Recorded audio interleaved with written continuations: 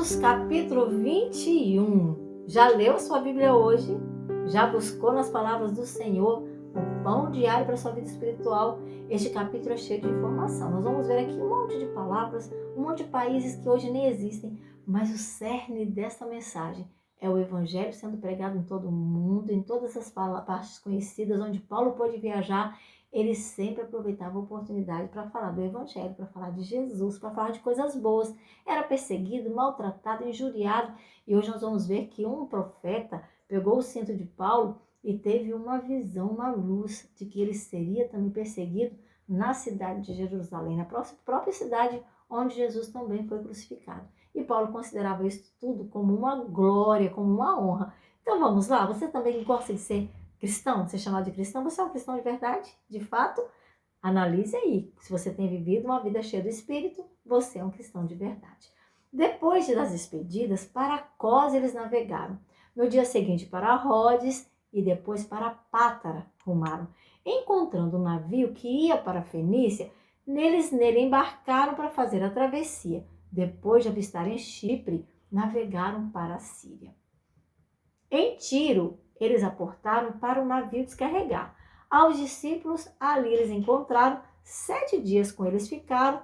Para Jerusalém, não queriam ver Paulo viajar. Eles, pelo Espírito Santo, é que Paulo recomendaram, mas quando terminou o tempo, sua viagem continuaram. Todos os discípulos com suas mulheres, para fora da cidade, o acompanharam.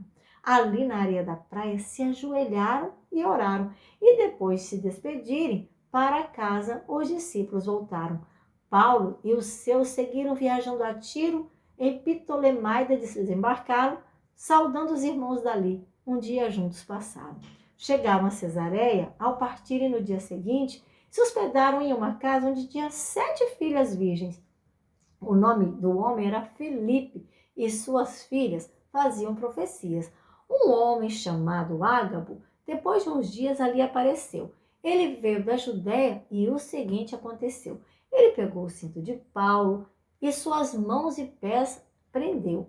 Disse, assim diz o Espírito Santo, certamente amarrarão desta maneira o dono deste cinto, e em Jerusalém aos gentios o entregarão.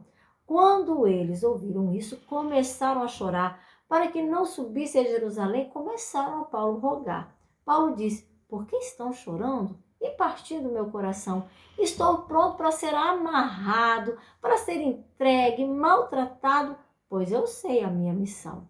Como eles não conseguissem o fazer desistir do que falou, eles somente disseram, seja feita a vontade do Senhor. Depois disso se prepararam para subir para Jerusalém, para a casa de Minasson, e os seus companheiros foram também. Quando chegaram a Jerusalém, foram recebidos com alegria. Paulo foi encontrar-se com Tiago imediatamente no outro dia, relatando que diariamente por eles, entre os gentios, Jesus fazia. Eles louvavam a Deus e a Paulo lhes disseram gloriosos, milhares de judeus creram e todos da lei são zelosos. Eles foram informados que você está a ensinar que os judeus que vivem entre os gentios devem de Moisés se afastar, não vivendo seus costumes, nem devem seus filhos circuncidar. Eles sabem que você chegou. Isso se dará certamente. Portanto, faça o que lhe dizemos. 4 homens estão fazendo um voto bem firmemente. Pague a eles os rituais que cabem à purificação, para que rapem a cabeça, e assim todos saberão que o que falam de você não é verdade, não. Mas que em obediência à lei você continua vivendo. E quanto aos gentios convertidos, nós já lhes escrevemos que deve abster-se da comida aos ídolos sacrificada, do sangue, da imoralidade sexual e da carne sufocada. No dia seguinte, Paulo aqueles homens tomou e junto com eles a si mesmo purificou, indo depois ao templo, ofertando ao seu favor. Quando estavam terminando os 7 dias, alguns judeus da Ásia chegaram e, vendo Paulo no templo, eles muito se agitaram. Israelitas, ajudem-nos! Bem alto eles gritaram. Este aqui é o homem que está a ensinar contra a lei, contra o nosso povo e contra este lugar. E ainda fez entrar gregos no templo e profanou este lugar.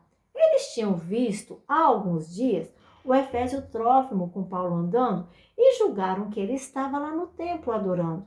Ajuntou-se uma multidão, a cidade foi alvoroçada, pegaram Paulo, o agarraram para fora do templo, o arrastaram e as portas do templo foram fechadas. Eles tentavam matá-lo, quando avisaram ao comandante romano e que com as suas tropas para o templo foi rumando. Seus soldados e oficiais reuniu imediatamente, correu para a multidão assim, bem rapidamente. Quando os judeus os viram chegar, pararam de a Paulo espancar depressa, assim, de repente. O comandante chegou e prendeu Paulo, mandou amarrá-lo com 2 correntes. Quem era ele? O que fizera? O comandante a eles perguntou. Alguns da multidão uma coisa gritavam, outra coisa outros falavam, e o comandante confuso ficou. Ordenou o comandante, não entendendo o que acontecia, que levasse Paulo para a fortaleza enquanto ele decidisse o que faria. A violência do povo era tão grande que quando Paulo chegou às escadas, precisou ser carregado pelos soldados para ter sua vida preservada, enquanto a multidão gritavam para matá-lo, totalmente desvairada. Quando chegaram na prisão para Paulo colocar, Paulo perguntou ao comandante se ele poderia lhe falar. Você fala grego? O soldado perguntou. Não é você o egípcio que uma revolta iniciou e que para o deserto 4.000 assassinos levou? Paulo respondeu, eu sou judeu. De Tarso eu sou cidadão, cidade importante da Cilícia, e para falar ao povo pediu permissão. Como isso lhe foi permitido, levantou-se na escadaria, fez sinal com a mão. E aí nós vamos ver no próximo capítulo, o que aconteceu depois. Será que Paulo conseguiu falar? Gente, mentiras inventadas para acusar Paulo. Mentiras. Muito cuidado, meus queridos, com mentiras, com aquilo que você inventa, aquilo que você ouve que não é verdade. Inventaram que Paulo estava fazendo uma confusão e Paulo quase morreu. Não fosse a ajuda dos soldados, Paulo provavelmente tinha sido esfacelado por aquela multidão irada.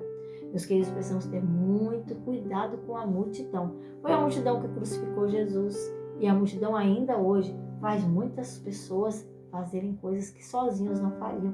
Então acorde, deixe o Espírito Santo guiar a sua vida, abra os seus olhos para aquilo que é eterno, para aquilo que é bom, para aquilo que vale a pena. E assim você também será reavivado pela palavra do Senhor.